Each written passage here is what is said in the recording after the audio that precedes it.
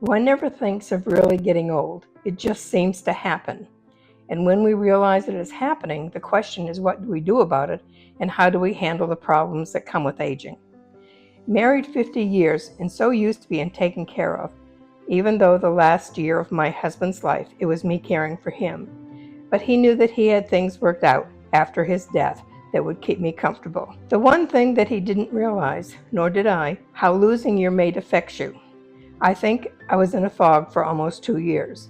During my fog years, I spent money as if it were water, depleting a good part of my future security. I moved 4 times within the first 5 years of his death.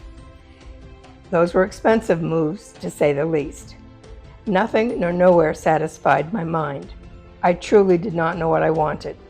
And the friends we had together decided that having a single person around just didn't fit in with their activities.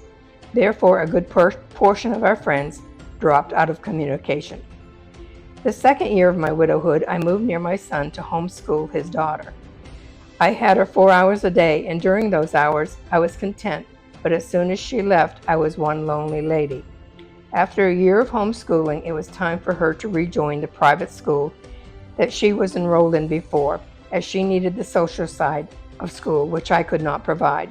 So I was without anything to occupy my time or mind.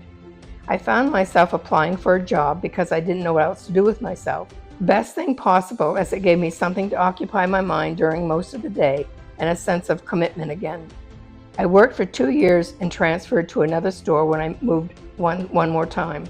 I worked my way up to being a supervisor, and life was pretty good, except I didn't have any friends outside of work. I would go home and eat a quiet dinner by myself and then sit in my chair and crochet or watch TV until bedtime. Not necessarily a successful life. I was desperate for friends, so I joined the local Elks Lodge.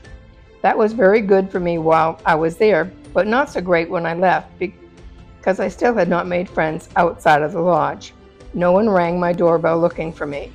There were times that I wondered if I died, how long would it take for someone to find me? Since I have macular degeneration and my sight is slowly declining, I decided the Air Force Enlisted Village was a place for me to live out my remaining years. My husband was a retiree after 26 years in the Air Force, so I was eligible to live there.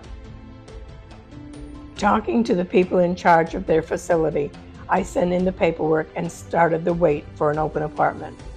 The sales staff worked with me, and I was able to relocate within a decent amount of time.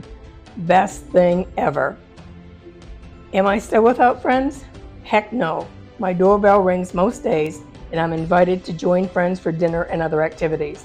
The camaraderie here is refreshing, as we all have similar experiences, therefore a lot to talk about. Oh, and I even have a part-time job where I'm making more friends. Doorbell, gotta go. I'm going out to lunch. See you later.